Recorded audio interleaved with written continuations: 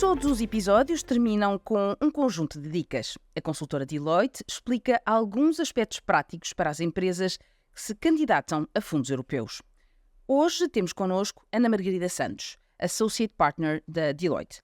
Que novidades é que trazem tanto as grandes opções do plano como o programa Acelerar a Economia em termos de benefícios fiscais para a investigação e desenvolvimento? Olá, Mónica. Antes de mais, obrigada aqui pelo convite. Sempre relevante termos esta troca de ideias e também desmistificar alguns temas para quem nos ouve.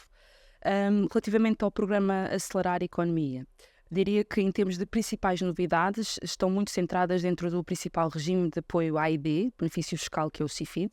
Para quem não conhece, o CIFID é um regime que apoia atividades de investigação e desenvolvimento numa base anual. Portanto, quem se quiser pode se candidatar anualmente a este regime. Tem uma taxa de apoio máxima de 82,5% e podem ser utilizados estes benefícios até 12 anos numa situação em que não tenham imposto a pagar. É um regime muito relevante na captação de investimento EID para Portugal. Só para dar uma ordem de grandeza, de 2006 a 2023, a Agência Nacional de Inovação já aprovou ou apoiou mais de 7.700 empresas, que correspondem a cerca de 9,5 mil milhões de euros de despesa EID. E até mesmo a OCDE já considerou muito recentemente este como sendo um dos regimes mais benéficos a nível europeu. Portanto, o que se sentia ultimamente face aqui à tipologia de despesa, porque as empresas podem apoiar candidaturas que tenham despesa intramuros, portanto que desenvolvam internamente, ou recorrer, portanto, a financiar os chamados fundos de ID.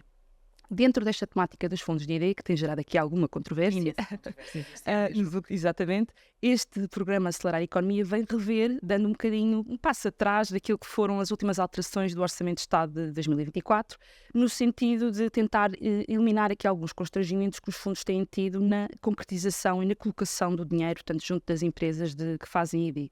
Que tipo de medidas é que estão aqui previstas no programa? Em primeiro lugar, a principal novidade é que até aqui os fundos só poderiam aplicar o dinheiro angariado em ID. Parece que abre aqui uma janela de pelo menos 20% dos fundos poderem ser aplicados em inovação produtiva ou investimento produtivo, com a ressalva de que terão que ter resultado de projetos de ID feitos anteriormente sobre esta questão, sobre a alçada dos fundos. Por outro lado, dar mais tempo aos fundos e às empresas que fazem ID para concretizar os investimentos, que temos atualmente 3 anos, passar para 5.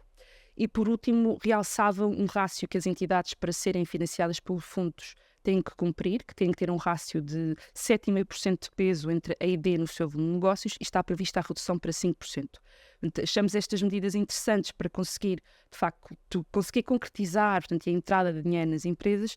Agora, deixaria aqui 2 notas que acho que são importantes. Por um lado, ressalvar que o CIFID à data não é um selo de Estado, e, portanto, qualquer entidade pode candidatar-se, independentemente do setor e da região onde se coloca ou da própria dimensão.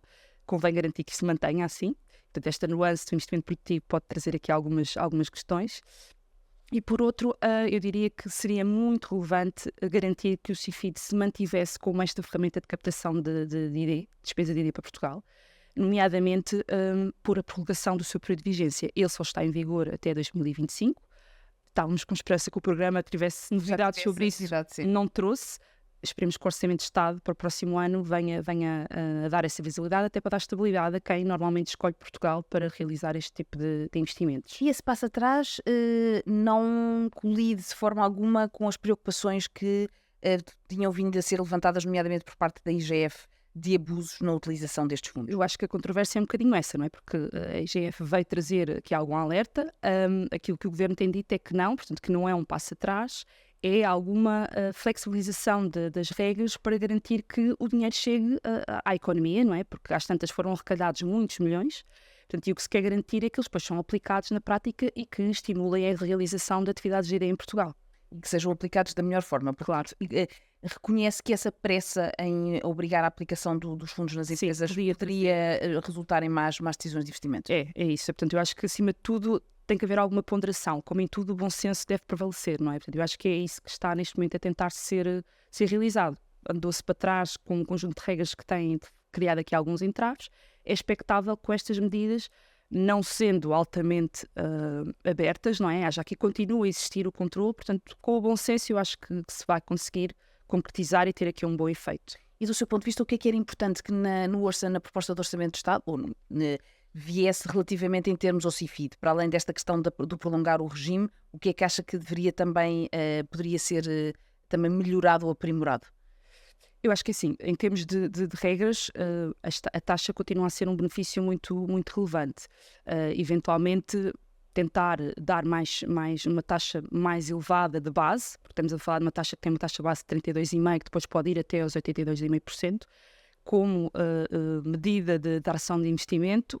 Quanto maior for o apoio que consigamos dar de base, pode ser aqui uma maneira de tentar atrair mais investimento aí para Portugal. Mas eu diria que o período de vigência, porque ele já é um regime muito atrativo comparando com outras geografias, o período de vigência e a estabilidade, dar essa estabilidade, essa visibilidade de estabilidade aos investidores seria aqui um elemento muito relevante. Um bom passo. Ana Margarida Santos, muito obrigada pela sua participação. Foi um prazer. Até à próxima. Obrigada.